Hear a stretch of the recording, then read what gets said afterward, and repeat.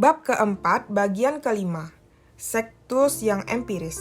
Sebagai penulis yang sangat anti-akademik dan aktivis anti-dogma, Sektus Empiricus berkarva sekitar 1500 tahun sebelum Hume, dan merumuskan soal kalkun dengan presisi yang tinggi. Kita tahu sedikit sekali tentangnya. Kita tidak tahu apakah ia seorang filsuf atau lebih dikenal sebagai penyalin teks-teks filosofis, karya pengarang-pengarang yang tidak kita kenal pada masa sekarang. Kita menduga bahwa ia hidup di Alexandria pada abad kedua zaman kita. Ia belajar di sebuah sekolah kedokteran yang disebut empirikal, karena para praktisinya meragukan teori-teori sebab dan akibat, dan lebih mengandalkan pengalaman sebagai panduan dalam pengobatan mereka. Walaupun tidak terlalu percaya kepada pengalaman itu sendiri. Selain itu, mereka tidak percaya bahwa anatomi mengungkapkan fungsi tubuh secara jelas sekali. Lawan paling terkenal aliran empiris, Medotus dari Nikomedia, yang menggabungkan empirisme dan skeptisisme filosofis.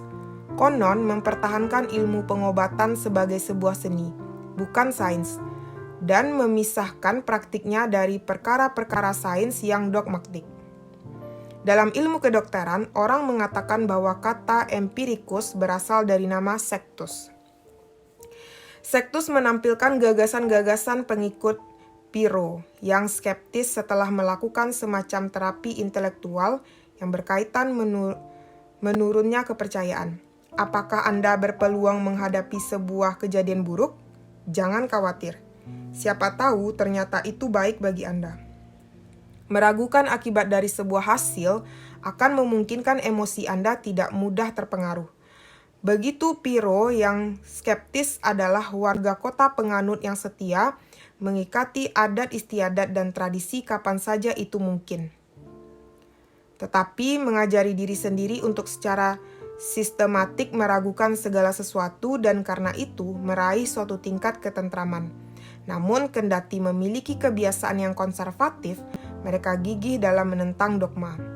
Di antara sebuah karya Sektus yang masih bertahan, ada sebuah kritik tajam yang diberi judul indah, Adversus Mathematicos, yang kadang-kadang diterjemahkan sebagai Against the Professors.